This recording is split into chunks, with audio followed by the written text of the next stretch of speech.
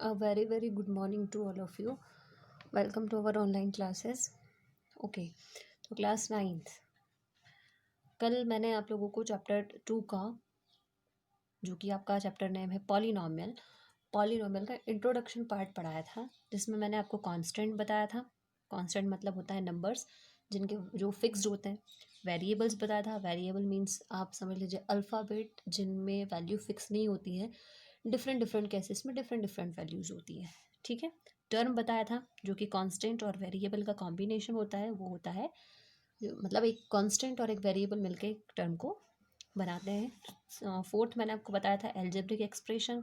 Algebraic expression मतलब it is a combination of constant and variables which is connected by any operation. ठीक है, तो ये जैसे हमने किया था जिसमें कांस्टेंट भी है, जिसमें वेरिएबल भी है और किसी न किसी ऑपरेशन के साथ में ये कनेक्टेड है। ठीक है।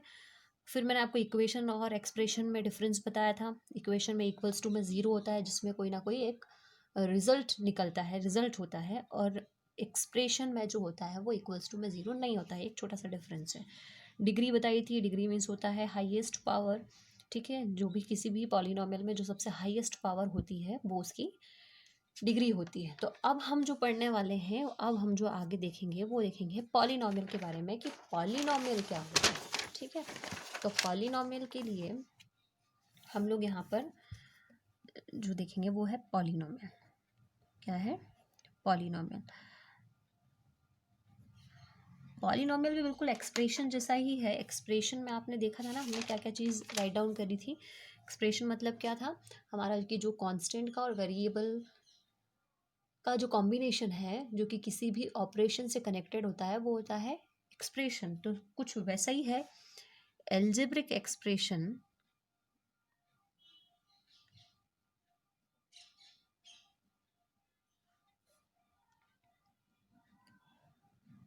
ठीक है, algebraic expression with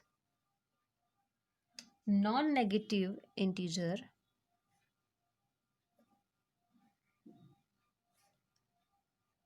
with non-negative integer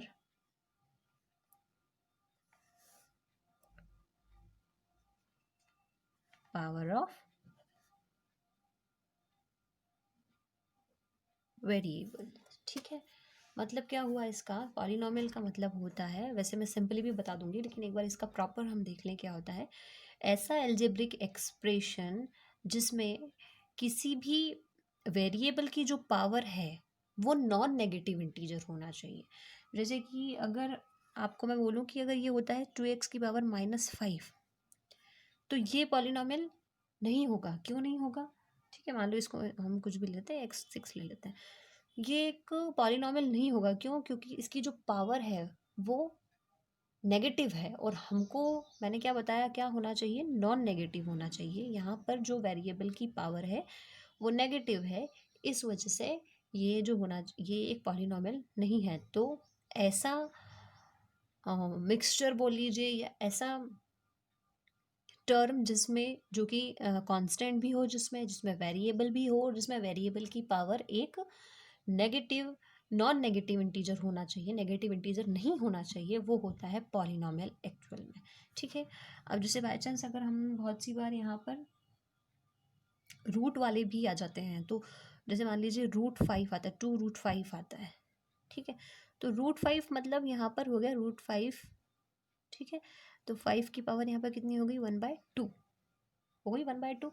तो ये भी एक पॉलिनॉमियल नहीं है। क्यों? क्योंकि इसमें जो ये एक नॉन नेगेटिव है, नेगेटिव नहीं है। क्यों? क्योंकि 1/2 इंटीजर नहीं होता है, 1/2 रेशनल नंबर होता है, फ्रैक्शन होता है, क्योंकि पॉलिनॉमियल में नहीं आएगा। तो आपको क्लियरली बात समझ में आ गई होगी कि कांस्टेंट और वेरिएबल का मिक्सचर कॉम्बिनेशन जो है जिसमें वेरिएबल की पावर नेगेटिव नहीं होनी चाहिए, नॉन नेगेटिव होना चाहिए, वो होगा हमारा पॉलिनॉमियल। और जैसा कि क्योंकि यहाँ पर नाम से क्लियर है कि पॉलिनॉमियल मतलब क्या होता है, पॉलिनॉमियल मतलब क्या होता है यहाँ पर?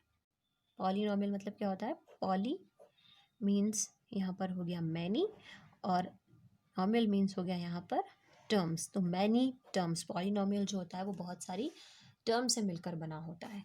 ठीक है, तो अब हम यहाँ पर एक चीज़ जो देखने वाले हैं वो देखेंगे क्लासिफिकेशन। जैसा कि मैंने आपको बताया था कि क्लासिफिकेशन जो होता है हमारा, क्लासिफिकेशन ऑफ पॉलिनोमियल हम जो पढ़ने वाले हैं अब यहाँ पे, वो हम पढ़ेंगे। ठीक है, तो क्लासिफिकेशन ऑफ पॉलिनोमियल देख लेते हैं हम यहाँ पर।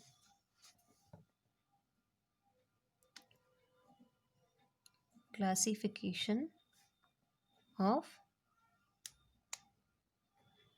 पॉलिनोमियल। ठीक है, क्लासिफिकेशन ऑफ पॉलिनोमियल जो है वो 2 बेसिस पे होता है। कितनी बेसिस पे? 2 बेसिस पे होता है। फर्स्ट है आपका ऑन द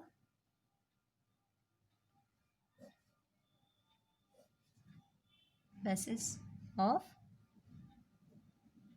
डिग्री, और एक होता है ऑन द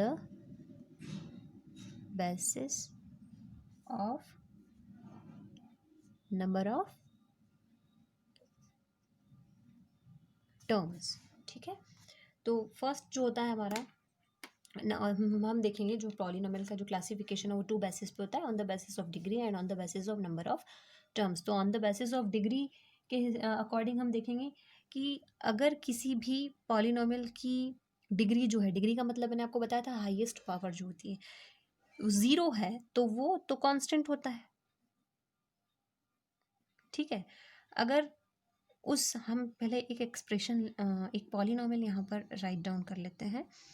से आप ले लीजिए यहाँ पे 2x³ plus 5x square plus 4x plus 3। ठीक है, तो ये है एक polynomial 2x³ plus 5x square plus 4x plus 3।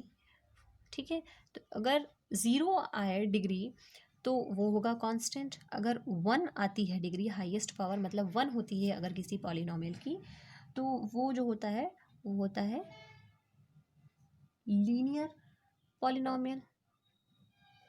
ठीक है, 2 अगर हो किसी की डिग्री तो वो क्या होता है? Quadratic polynomial. ये सब आपको बताया जा चुका था 9th क्लास में। 3 हो अगर किसी की हाईएस्ट पावर, मतलब अगर उस पॉलिनोमियल की डिग्री 3 है तो वो पॉलिनोमियल होगा कौन सा? Cubic polynomial. क्लियर है? तो ये हो गए आपके 1 हो अगर डिग्री, 0 हो अगर 0 डिग्री है तो कांस्टेंट, 1 है डिग्री तो लीनियर पॉलिनोमियल, 2 है डिग्री तो क्वाड्रेटिक, 3 है तो क्यूबिक, और 3 से ज़्यादा है, मोर देन 3 है तो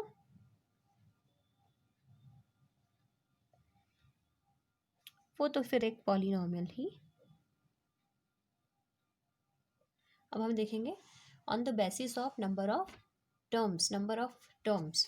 ठीक है, अगर 1 टर्म है, जैसे कि अगर यहाँ पर कितनी टर्म है, मान लीजिए अगर यहाँ पर होता सिर्फ एक ही टर्म होती है अगर पूरे एक्सप्रेशन में, जैसे सिर्फ अगर होता यहाँ पर 4x होता। ठीक है, एक ही टर्म है तो ये क्या हो गया? एक ही टर्म हो जिसमें 1 टर्म, तो उसको हम बोलते हैं क्या? मोनोमियल। ठीक है, 2 टर्म्स हो तो उसको हम बोलते हैं क्या? बायनोमियल। ठीक है, 3 टर्म्स हो तो उसको हम बोलते हैं ट्राइनोमियल, और मोर देन 3 टर्म्स हो तो उसको हम क्या बोलते हैं? पॉलिनोमियल। ठीक है, पॉलिनोमियल।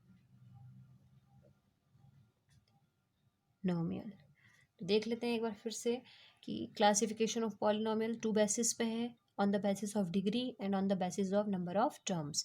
0 डिग्री है अगर किसी की तो कांस्टेंट, 1 डिग्री है तो लीनियर पॉलिनोमियल हो गया, उस पॉलिनोमियल की हाईएस्ट पावर 2 है, यानी डिग्री अगर उस पॉलिनोमियल की 2 है तो क्वाड्रेटिक, 3 है तो क्यूबिक पॉलिनोमियल। इधर on the basis of number of terms 1 term वाला पॉलिनोमियल है तो मोनोमियल कहलाएगा वो, 2 टर्म्स वाला पॉलिनोमियल है तो वो बाइनोमियल होता है, 3 टर्म्स वाला है तो वो ट्राइनोमियल है, और मोर देन 3 टर्म्स, 3 से ज़्यादा टर्म्स है मतलब बहुत सारी टर्म हो सकती है, जैसे कि मैंने आपको अभी बताया था पॉलिनोमियल होता मतलब होता है मैनी टर्म्स। ठीक है, तो 3 से ज़्यादा टर्म है, मोर देन 3 टर्म्स हैं, तो ये क्या हो जाएगा, पॉलिनॉमियल। आई होप कि आप लोगों को बहुत अच्छे से ये चीज़ समझ में आ गई होगी, पॉलिनॉमियल वाली इंट्रोडक्शन। अब हम जो है कल से इसके एक्सरसाइजेज स्टार्ट करेंगे, सॉल्यूशन स्टार्ट करेंगे। तो ये इंट्रोडक्शन आप लोग अच्छे से एक बार समझ लेना, पढ़ लेना, फिर कल से हम इसकी एक्सरसाइजेज स्टार्ट करेंगे। ठीक है, थैंक यू।